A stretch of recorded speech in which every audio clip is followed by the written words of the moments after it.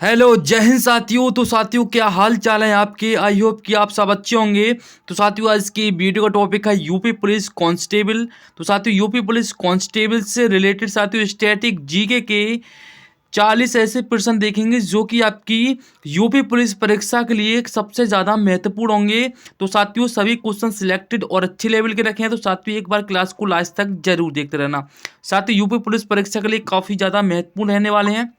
और साथियों ये क्लास हमारी 28वीं क्लास रहने वाली, यानी कि 29वीं क्लास रहने वाली। बाकी की 28 क्लास आपको चैनल के प्लेलिस्ट में मिल जाएंगी साथियों, वहां से आप जाके जरूर देख लेना। चैनल के प्लेलिस्ट में आपको एक खाकी वर्दी नाम से साथियों एक प्लेलिस्ट दिखेगी साथियों, उसी में सभी क्लासें पड़ी हुई हैं अभी तक साथियों। उसमें 28 क्लासें डाल चुके हैं प्रैक्टिस सेट, बाकी 29वां प्रैक्टिस सेट आपको इस क्लास के बाद उसमें मिल जाएगा। तो चलिए साथियों आज की इस क्लास को स्टार्ट करते हैं फर्स्ट क्वेश्चन के साथ। साथियों फर्स्ट क्वेश्चन हमारा, ऋग्वेद के 10वें मंडल में निम्न में से किसका उल्लेख पहली बार मिलता है। वो बताइए साथियों, ऋग्वेद के 10वें मंडल में निम्न में से किसका उल्लेख पहली बार मिलता है। वो बताइए साथियों किसका मिलता है। तो सही आंसर हो जाएगा और शूद्र का। क्या साथियों, शूद्र का उल्लेख साथियों 10वें मंडल में मिलता है। आपको ध्यान रखना है ऑप्शन बी। सनातन धर्म में चौथा और अंतिम अंतिम वर्ण साथियों शूद्र था, आपको ध्यान रखना है। अगला क्वेश्चन देखते हैं, चीनी यात्री फाहियान किसके शासनकाल में भारत आया था। बताइए साथियों, चीनी यात्री फाहियान किसके शासनकाल में भारत आया था। तो किसके शासनकाल में आया था। तो साथियों चंद्रगुप्त द्वितीय के शासनकाल में साथियों ये भारत में आया था, आपको ध्यान रखना है। अगला क्वेश्चन देखते हैं, 16 महाजनपदों के बारे में किस बौद्ध ग्रंथ से जानकारी मिलती है। बताइए साथियों, 16 महाजनपदों के बारे में किस बौद्ध ग्रंथ से जानकारी मिलती है। इंपोर्टेंट क्वेश्चन आपकी स्क्रीन पर है। बताइए साथियों सही आंसर क्या होगा। तो सही आंसर हो जाएगा साथियों तीसरे प्रश्न का ऑप्शन ए या ऑप्शन ए अंगुत्र निकाय साथियों बिल्कुल सही आंसर है। अगला क्वेश्चन है हमारा, निम्न में से किस सुल्तान ने बाजार नियंत्रण व्यवस्था लागू की थी। बताइए साथियों, निम्न में से किस सुल्तान ने बाजार नियंत्रण व्यवस्था लागू की थी। सभी क्वेश्चन इंपोर्टेंट और सिलेक्टेड रखे हैं साथियों। 38 क्वेश्चन आपके जीके जीएस से पूछे जाएंगे। तो साथियों 38 के 38 क्वेश्चन आज की क्लास में आपको लेकर आया हूँ साथियों, सभी क्वेश्चन सिलेक्टेड हैं। एक बार से 38 क्वेश्चनों का आप मॉक टेस्ट लगा के देखिए कि आप कितने क्वेश्चन सही कर पा रहे हैं। वो बताइए साथियों किस सुल्तान ने बाजार नियंत्रण व्यवस्था लागू की थी। इंपोर्टेंट क्वेश्चन आपकी स्क्रीन पर है। तो चौथे का साथियों ऑप्शन सी बिल्कुल करेक्ट आंसर हो जाएगा, अलाउद्दीन खिलजी साथियों। अलाउद्दीन खिलजी बिल्कुल करेक्ट आंसर है। अलाउद्दीन खिलजी के आर्थिक सुधारों में सबसे प्रमुख सुधार उसकी बाजार नियंत्रण नीति थी, यह आपको ध्यान रखना है। सहना ए मंडी बाजार अधिक साथियों इसने मंडी स्थापित की थी। एक की थी साथियों उसने सहना, क्या साथियों, सहना ए मंडी बाजार अधिक। और दूसरी की थी इसने नासिर माप तौल का अधिकारी। और तीसरी की थी इसने परवाना नवीस परमिट का अधिकारी साथियों, ये इंपोर्टेंट है, नोट कर लेना। अगला क्वेश्चन देखते हैं, प्रसिद्ध हल्दी घाटी का युद्ध 1576 ईस्वी में किनके मध्य लड़ा गया था। वो बताइए साथियों, इंपोर्टेंट क्वेश्चन आपकी स्क्रीन पर है। प्रसिद्ध हल्दी घाटी का युद्ध 1576 ईस्वी में किनके मध्य लड़ा गया था। पांचवें क्वेश्चन का राइट आंसर क्या है साथियों, ऑप्शन सी राइट आंसर है इसका, ऑप्शन सी। अकबर महाराणा प्रताप के भी साथियों ये युद्ध लड़ा गया था, आपको ध्यान रखना है। पांचवा क्वेश्चन आपकी स्क्रीन पर है, काफी ज्यादा इंपोर्टेंट सवाल है।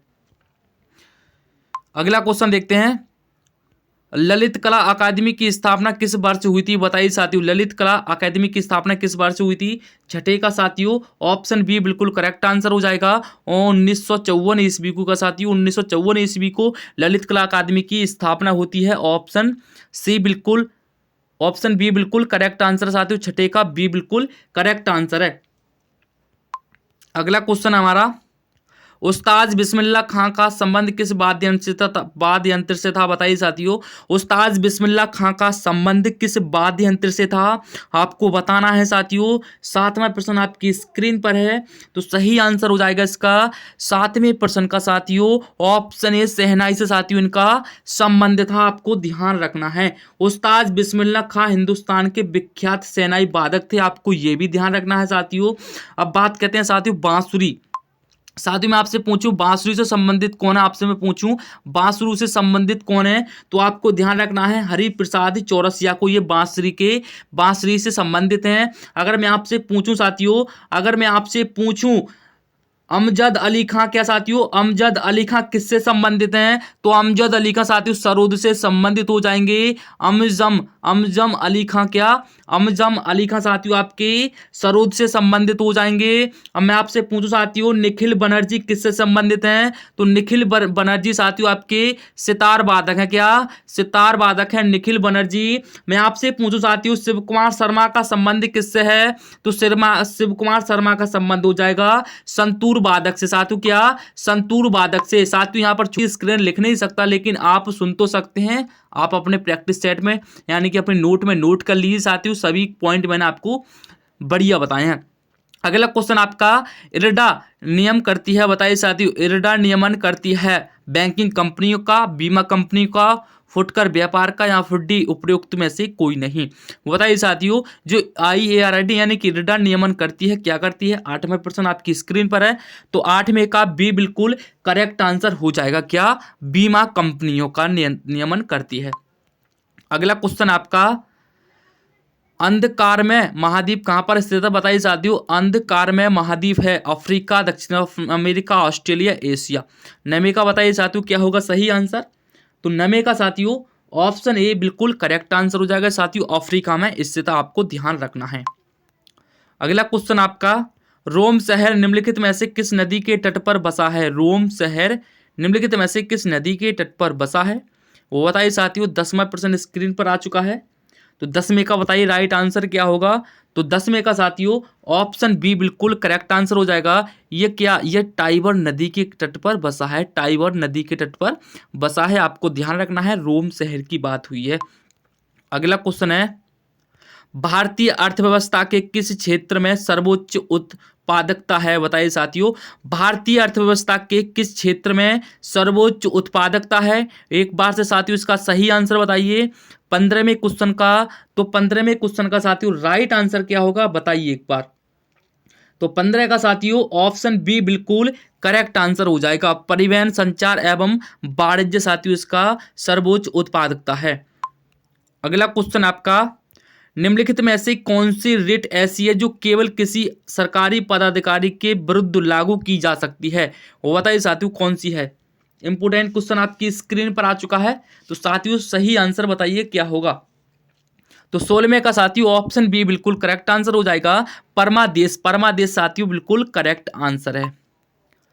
अगला क्वेश्चन है आपका, भारत में नागरिक कितने वर्ष की आयु में वोट दे सकते हैं? वो बताइए साथियों, भारत में नागरिक कितने वर्ष की आयु में वोट दे सकते हैं? 17वें का ए बिल्कुल करेक्ट आंसर है, 17 का ए 18 वर्ष साथियों।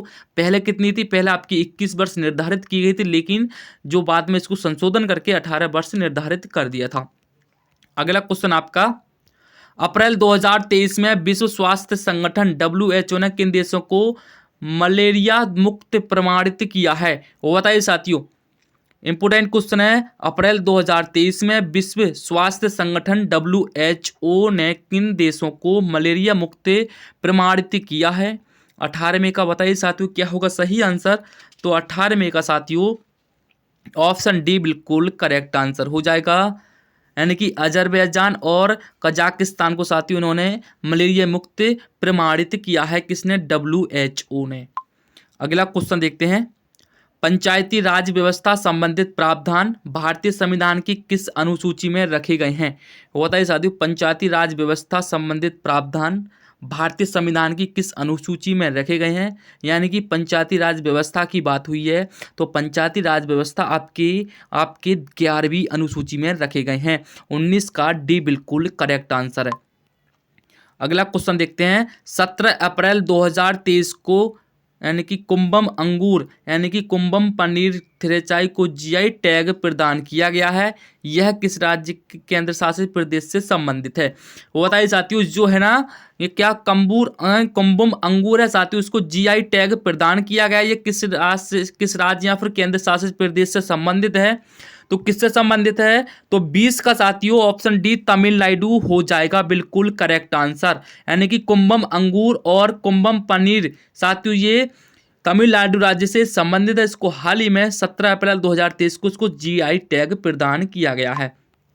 अगला क्वेश्चन आपका, मनुष्य में कौन से क्रोमोसोम के मिलने से पुत्र का जन्म होगा? बताइए साथियों, मनुष्य में कौन से क्रोमोसोम के मिलने से पुत्र का जन्म होगा? वो बताइए साथियों, इंपोर्टेंट क्वेश्चन स्क्रीन पर है बायोलॉजी से। बायोलॉजी का क्वेश्चन है साथियों, वो बताइए सही आंसर क्या होगा? तो 21 का डी बिल्कुल करेक्ट आंसर है। पुरुष का वाई एवं स्त्री का एक्स दोनों मिलने पर साथियों पुत्र का जन्म होता है, और एक्स और वाई मिल जाते हैं तो आपकी पुत्री का जन्म होता है साथियों। अगला क्वेश्चन आपका, शिशु में पितृत्व स्थापित करने के लिए निम्न में से किस एक तकनीक का प्रयोग किया जाता है? शिशु में पितृत्व स्थापित करने के लिए निम्नलिखित में से किस एक तकनीक का प्रयोग किया जाता है? इंपोर्टेंट क्वेश्चन है साथियों, वो बताइए क्या होगा? तो 22 का बी बिल्कुल करेक्ट आंसर हो जाएगा। डीएनए फिंगरप्रिंटिंग से साथियों इसका पता लगाया जा सकता है। अगला क्वेश्चन देखते हैं, बुजी ब्रिज जिसका उद्घाटन अप्रैल 2023 में केंद्रीय मंत्री डॉक्टर एस जयशंकर ने किया, यह भारत द्वारा किस देश में बनाया गया था? वो बताइए साथियों, बुजी ब्रिज की बात हुई है। बुजी ब्रिज 23वां प्रश्न आपकी स्क्रीन पर है। 23वां प्रश्न आपकी स्क्रीन पर है। बुजी ब्रिज जिसका उद्घाटन अप्रैल 2023 में केंद्रीय विदेश मंत्री डॉक्टर एस जयशंकर ने किया, यह भारत द्वारा किस देश में बनाया गया था? किस देश में बनाया गया था? तो सर जी ये तो मोजाम्बिक में साथियों इसको बनाया गया था। ऑप्शन बी बिल्कुल करेक्ट आंसर है। अगला क्वेश्चन आपकी स्क्रीन पर है, फेमनी मिस इंडिया वर्ल्ड की विजेता का नाम बताइए। फेमनी मिस इंडिया वर्ल्ड की विजेता का नाम क्या होगा साथियों? 24 का कौन सा राइट आंसर हो जाएगा? तो 24 का सर जी ऑप्शन सी राइट आंसर हो जाएगा, नंदिनी गुप्ता। नंदिनी गुप्ता साथियों बिल्कुल करेक्ट आंसर हो जाएगा। इन्होंने फेमिना मिस वर्ल्ड की ये विजेता रही हैं, नंदिनी गुप्ता। अगला क्वेश्चन देखते हैं, जब वाष्प दाब वायुमंडलीय दाब के बराबर हो जाता है तो द्रव पर क्या प्रभाव पड़ता है? वो बताइए साथियों, साइंस से क्वेश्चन है, बिल्कुल बढ़िया वाला क्वेश्चन जो कि आपके एग्जाम में छपने के लायक हो। जब वाष्प दाब वायुमंडलीय दाब के बराबर हो जाता है तो द्रव पर क्या प्रभाव पड़ता है? तो क्या प्रभाव पड़ता है साथियों? तो द्रव पर प्रभाव पड़ता है, द्रव उबलने लगता है। क्या? द्रव उबलने लगता है साथियों। अगला क्वेश्चन देखते हैं, उत्तर प्रदेश में उर्दू को द्वितीय राजभाषा कब घोषित किया गया? वो बताइए साथियों, उत्तर प्रदेश में उर्दू को द्वितीय राजभाषा कब घोषित किया गया था? 26 का कौन सा ऐसा राइट आंसर है जो कि क्वेश्चन के अकॉर्डिंग बिल्कुल सही बैठे? तो ऑप्शन सी बिल्कुल करेक्ट आंसर है। क्या? Option C. 1989 ईस्वी को साथियों जो उर्दू को द्वितीय राजभाषा घोषित किया गया था। 26वां क्वेश्चन बिल्कुल सही आंसर है, ऑप्शन सी। अगला क्वेश्चन आपका, उत्तर प्रदेश की निम्नलिखित में से कौन सी जनजाति को बनरोध के नाम से भी जाना जाता है? वो बताइए साथियों, उत्तर प्रदेश की निम्नलिखित में से कौन सी जनजाति को बनरोध के नाम से भी जाना जाता है? 27वां प्रश्न आपकी स्क्रीन पर है। तो राजी को साथियों, जो राजी जनजाति साथियों, इसको बनरोध के नाम से जाना जाता है। ऑप्शन ए बिल्कुल करेक्ट आंसर है। अगला क्वेश्चन देखते हैं, उत्तर प्रदेश में भातखंडे हिंदुस्तानी संगीत महाविद्यालय किस नगर में स्थित है? तो किस नगर में स्थित है? तो लखनऊ में स्थित हो जाएगा। क्या? ये लखनऊ में स्थित है, आपको ध्यान रखना है। लखनऊ बिल्कुल करेक्ट आंसर ऑप्शन ए में दिया गया है। अगला क्वेश्चन देखते हैं, उत्तर प्रदेश में सर्वाधिक प्रचलित लोक नृत्य निम्नलिखित में से कौन सा है? उत्तर प्रदेश की बात हुई है तो उत्तर प्रदेश का क्या हो जाएगा? उत्तर प्रदेश का क्या हो जाएगा? तो नौटंकी उत्तर प्रदेश से संबंधित आपको ध्यान रखना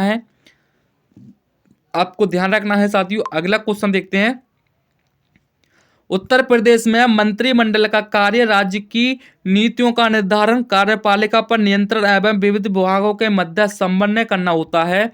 बताइए यह किसके प्रति उत्तरदायी होता है? तो किसके प्रति उत्तरदायी होता है? तो ये होता है विधानसभा के उत्तरदायी होता है, विधानसभा के। अगला क्वेश्चन आपकी स्क्रीन पर है, बताइए साथियों इसका सही आंसर क्या होगा? कृषि श्रमिक सामाजिक सुरक्षा योजना उपलब्ध कराती है। बताइए साथियों क्या उपलब्ध कराती है? तो क्या उपलब्ध कराती है? तो 31 का सी बिल्कुल करेक्ट आंसर है। पेंशन तथा बीमा का लाभ साथियों ये उपलब्ध कराती है, आपको ध्यान रखना है, इंपोर्टेंट क्वेश्चन है। अगला क्वेश्चन है आपका, उत्तर प्रदेश समाज कल्याण विभाग स्थापित किया गया? बताइए साथियों, कब किया गया? उत्तर प्रदेश समाज कल्याण विभाग कब स्थापित किया गया है? तो 32 का बी बिल्कुल करेक्ट आंसर है। 1955 ईस्वी को साथियों, 1955 ईस्वी को उत्तर प्रदेश समाज कल्याण विभाग स्थापित किया गया था। 1955 में सामाजिक क्षेत्र की योजनाओं के लिए 1955 में समाज कल्याण विभाग की स्थापना हुई थी, आपको ध्यान रखना है। वर्ष 1961 की बात करें तो वर्ष 1961 में हरिजन सहायक विभाग एवं समाज कल्याण विभाग को मिलाकर साथियों एक विभाग बनाया गया था, जिसका साथियों 1991 से 92 में विभाग का नाम राज्य कल्याण विभाग कर दिया गया था। आपको ध्यान रखना है साथियों, जो मैंने बताया है उसको नोट कर लेना। राष्ट्रीय हित के लिए किसे प्रभावी बनाने की जरूरत है? राष्ट्रीय हित के लिए किसे प्रभावी बनाने की जरूरत है? 33वां क्वेश्चन स्क्रीन पर आ चुका है। तो 33 का ए बिल्कुल करेक्ट आंसर हो जाएगा, पुलिस व्यवस्था को। क्या? पुलिस व्यवस्था को। अगला क्वेश्चन आपका, पुलिस अधिनियम 1861 के अंतर्गत विशेष पुलिस अधिकारी की नियुक्ति की जा सकती है किसी मजिस्ट्रेट द्वारा, सुपरना से, पुलिस महानिरीक्षक द्वारा, वरिष्ठ पुलिस अधीक्षक द्वारा, या फिर डी पुलिस निरीक्षक के आवेदन पर मजिस्ट्रेट के द्वारा। तो किसके बताइए साथियों, किसके द्वारा नियुक्ति की जा सकती है? 34वां प्रश्न आपकी स्क्रीन पर है। तो ऑप्शन डी बिल्कुल सही जा रहा है। ऑप्शन डी जिन भाइयों को करेक्ट आया उनका वेरी गुड। पुलिस निरीक्षक के आवेदन पर मजिस्ट्रेट के द्वारा साथियों अधिकारी की नियुक्ति की जा सकती है। अगला क्वेश्चन देखते हैं, केंद्रीय सरकार पुलिस अधिनियम कब आया था? बताइए साथियों, केंद्रीय सरकार पुलिस अधिनियम कब आया था? तो कब आया था साथियों? ये तो 1861 में आया था सर जी। 1861 बिल्कुल करेक्ट आंसर ऑप्शन बी में दिया गया है। अगला क्वेश्चन देखते हैं, उत्तर प्रदेश पुलिस विनियमों के अंतर्गत ग्राम चौकीदार उत्तरदायी होता है। तो क्या होता है? जिला पुलिस अधीक्षक के प्रति उत्तरदायी होता है। ऑप्शन ए बिल्कुल करेक्ट आंसर हो जाएगा। मैं साथियों आपको इतनी जल्दी क्यों करवा रहा हूँ? क्योंकि साथियों आपको जल्दी जल्दी पढ़ना है और पेपर आपका बहुत ज़्यादा नज़दीक आ चुका है। Social networking website Google plus की स्थापना किस वर्ष हुई थी? बताइए साथियों, social networking website Google plus की स्थापना किस वर्ष हुई थी? तो 37 का बताइए साथियों क्या होगा सही आंसर? तो 37 का ए बिल्कुल करेक्ट आंसर है। 2011 में साथियों इसकी स्थापना हुई थी।